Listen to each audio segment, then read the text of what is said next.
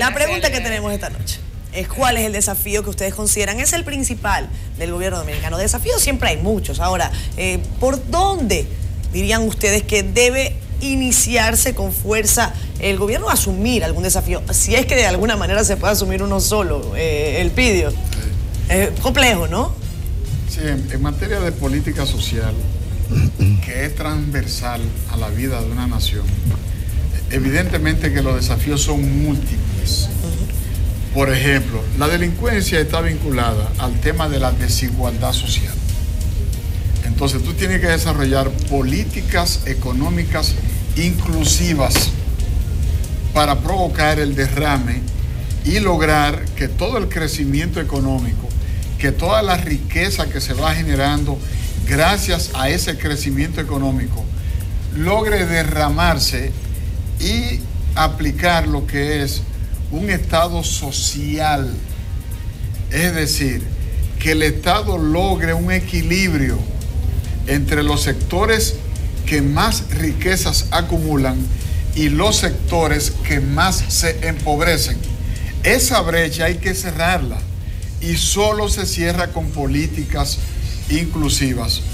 En la medida en que la desigualdad se profundiza, se hace muy difícil avanzar en la lucha en contra de la delincuencia, porque la misma desigualdad te va generando y te va colocando a sectores en riesgo de caer en el narcotráfico, de caer en el microtráfico, de caer en los robos, atracos, asaltos y demás. Por eso hay que trabajar para reducir la pobreza y ampliar la clase media, que hasta cierto punto ha habido avance en esa materia. Este gobierno ha logrado sacar cerca de 1 millón de gente de la pobreza y la ha colocado en clase media. Ahora bien, no ha sido suficiente.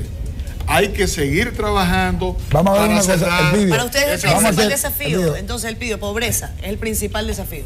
Y desigualdad. Pobreza y desigualdad. Pobreza y desigualdad. Debería pobreza por encima de la desigualdad. Sí. Hay una joven que se llama... Lo que pasa es que hay un nivel de pobreza que colinda con la miseria. Mira, hay una joven que se llama Indira... Gran parte del millón que ha salido está en ese nivel. Indira de León. Sí. Indira de León Santana, que te envía salud y te dice, te manda a preguntar que dónde que están esa gente que salieron de la pobreza. Saludos para ti, Indira, mi amor, un abrazo. Lo que pasa es que los indicadores de pobreza, hay que decirlo, varían. Varían. Y el otro día a mí me causó impacto. Revisaba un estudio internacional y decía que la gente de clase media es aquella que está en el rango, escuchen ustedes, que gana diariamente entre 11 y 130 dólares. De 11 a 130 dólares es una barbaridad. El margen es muy amplio. El margen es amplísimo. Y lo mismo ocurre con la pobreza. Porque hay algunos elementos. Si usted, por ejemplo, ya tiene un techo, entonces a lo mejor ya usted no se considera pobre. Y así. Entonces, bueno, hay que determinar. Hay muchos que tienen techo. Hay gente pobremente rico. Exactamente. Hay mucha gente con techo, pero con piso de tierra. Hay que reconocer que muchas veces cuando se dice que una persona ha salido de la pobreza, no es necesariamente porque tenga un ingreso suficiente, sino porque recibe suficientes transferencias sociales de parte de un gobierno, que entonces, desde luego, eso ayuda como paliativo a que no sufra la pobreza. Y facilita también su modo de vida. Facilita, pero es una persona que está vulnerable. Hablaba el diputado Elpidio Báez de personas que están quizás no en esa manera que el Banco Mundial mide la pobreza, que son personas en la indigencia, pero que son personas vulnerables. Pero yo quiero, mira, yo creo que volvamos a los desafíos. Elpidio habla de algo muy simple y de verdad yo siempre he reconocido que nuestra Constitución es el mejor instrumento que pudiéramos tener los otros políticos para aplicarlo en su totalidad. Después del artículo 37 de la Constitución, que te habla del respeto al derecho a la vida, el siguiente es la dignidad humana. Es decir, después que tiene la vida, tiene que tener una vida digna. Yo digo que no podemos evaluar los desafíos de un gobierno en función de erradicar la pobreza. Tenemos aquí en el estudio un joven de 28 años acusado por las autoridades de cometer un hecho criminal. Él se defiende y dice que no. Perfecto. ¿Cuántos miles de jóvenes dominicanos tienen que caer a las calles fruto de la falta de políticas claras y definidas en torno a un crecimiento económico que nunca llega hasta ellos? ¿Cómo es que nosotros vamos a empezar a cuantificar y a ver las cosas desde una óptica diferente? No simplemente de mirarlo de la parte, como decía hace un momentico Yacer, sobre las transferencias sociales que hacen los gobiernos a los ciudadanos. No es eso lo que nosotros queremos ver para erradicar la política, la pobreza en la República Dominicana. Eso es clientelismo ya. Exactamente, es decir, la pobreza, el gran desafío que tiene el gobierno, hacia mi juicio, Catherine, es son inseparables. Transparentizar todo cuanto tiene que ver con la vida institucional del Estado y que el Estado pueda servir de garante a la solución de todas esas problemáticas.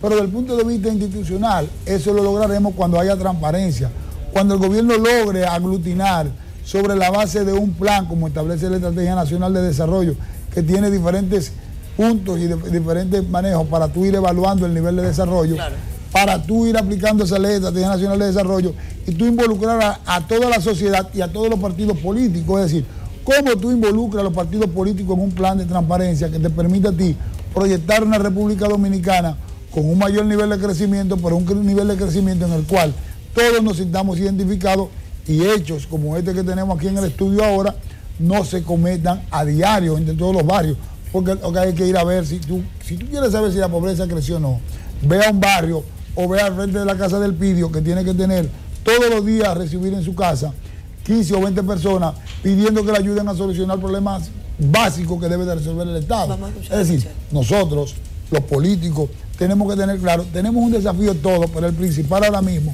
es de la transparencia y quebrar ese nivel de impunidad que ha reinado en la República Dominicana por muchos años. Mira, yo creo que uno de los grandes desafíos también que tiene el gobierno dominicano, fuera de también de erradicar la pobreza y no caer en volver a redundar, es poder trabajar con la clase política y con la juventud dominicana.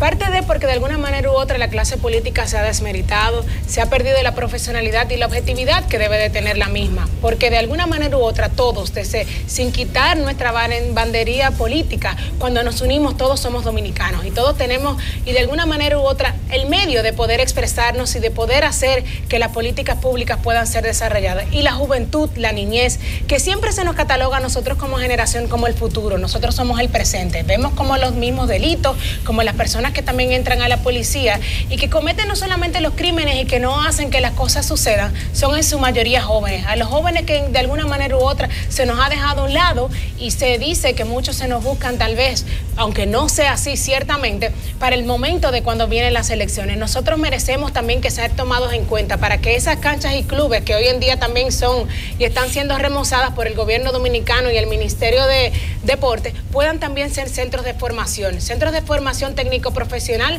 donde se le brinde la oportunidad y se le cree para que desde allí se trabaje con ellos para que puedan emprender. Así vamos a ir contribuyendo, no solamente a apalancarlos, como decía Yacer, brindándoles también esas oportunidades de hacer que puedan tener y disminuir lo que es su índice de pobreza, sino que también ellos puedan tener una posibilidad de poder hacer y crear sus propias oportunidades, sus negocios que dinamicen esos barrios y así desde allí ir quitando, ir erradicando lo que es ese pilar de vulnerabilidad en los cuales ellos viven.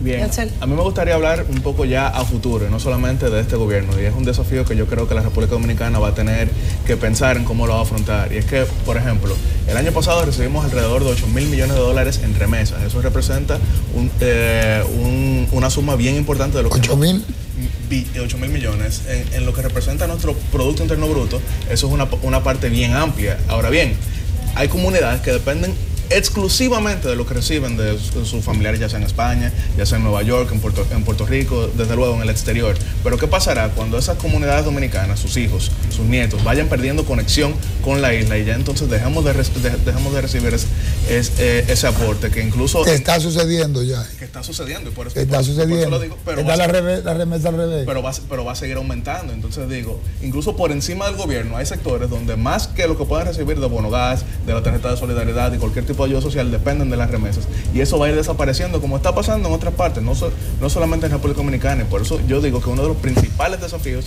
que tiene la República Dominicana, no este gobierno, sino cual sea que venga después de este y cualquiera tras ese, es poder transformar verdaderamente lo que es nuestra economía, poder transformar lo que son los estudiantes en la República Dominicana, poder formarlos en las ciencias, poder formarlos en las tecnologías, poder formarlos de una manera que puedan ser no solamente mano de obra, que vuelvo y digo, esto está transformándose, la economía global se está transformando, sino también que puedan ser desarrolladores de software, desarrolladores de tecnologías, que puedan desde aquí fortalecer lo que es la diversificación de la economía para transformar verdaderamente. Y que puedan tener los dólares aquí. Miren, también. Fíjense una cosa, cuando hablamos de desafíos, sí, yo lo decía, para mí son muchos. Si a mí me preguntan particularmente cuál creo yo que es el principal desafío del gobierno actual, del presidente de la República Dominicana, pues no estoy hablando del gobierno de los 4 años anteriores, no, de este. Para mí es, y lo tenía que anotar acá, hacer que la gente recupere la confianza. Que la gente crea y trabaje porque sabe que en República Dominicana es posible salir de la pobreza sin robar. Que es posible tener una justicia ciega, equilibrada, transparente, que el que delinque va a pagar por ello, que la gente crea que República Dominicana puede ser una potencia, que la gente crea que esos datos que ellos brindan como gobierno son reales, que la gente crea que definitivamente la política puede resolver los problemas de la gente y que no es que todo está perdido. Para mí eso es un grandísimo desafío porque eso incluye una serie de políticas que se deben ejecutar para que definitivamente la gente vuelva a tener confianza. Porque sí, yo soy de las que cree que hay mucha gente, no voy a decir que sea la mayoría porque no tengo los datos en la mano. Hay que ser muy responsable con eso, pero yo sí creo que la gente ha perdido confianza en las instituciones y en la política en general. ¿Y por qué no decirlo en el gobierno? En las instituciones la gente ha perdido la confianza porque es que sí, nunca se le ha creado las condiciones a la gente para poder confiar en las instituciones. El miedo de cualquier dominicano es poder visitar una institución cualquiera del Estado en busca de soluciones de los problemas. Sí. E incluso hoy comentábamos un grupo de diputados sobre el nivel de fortaleza que debemos de tener nosotros como legisladores. Para eso nosotros tenemos que jugar nuestro rol. ¿Cuál es el rol de nosotros? El de fiscalizar, en adición al de representar y legislar. Pero más que todo, el de fiscalizar. Mira, Catherine, yo creo que una de las cosas que el gobierno central debe y tiene que hacerlo es darle mayor poder al Congreso. El señor presidente de la República, que con todo el derecho que le asiste, tanto las leyes como la Constitución de la República, debe de darle más poder al Congreso, dejando de designar tantas comisiones para resolver problemas que lo podemos resolver nosotros. Yo entiendo, Bertico, pero tengo que atajarte ahí, Bertico, porque casualmente hoy estábamos diciendo una cosa que a mí me parece bastante cierta en el noticiero. Sí hay que darle más poder al Congreso, pero hay que ver, porque es que... No es darnos. Un momentico. No es darnos. Un momentico. Ustedes lo tienen, pero no necesariamente lo ejercen. Hay una comisión que está investigando la JUN. ¿Y qué ha pasado con eso? Entonces, ¿cómo le vamos a dar más poder a una gente que no lo ejerce? Gente que ni se expresa en el Congreso, ¿cómo van a representar y qué poder pueden tener? Eso yo creo que sería una de las cosas que habría que ver también en el Congreso. Yo no estoy diciendo que eso sea todo. El que no lleve propuesta no solamente debe ser elegido, debe ser retirado, porque eso debería estar ahí también. Óyeme,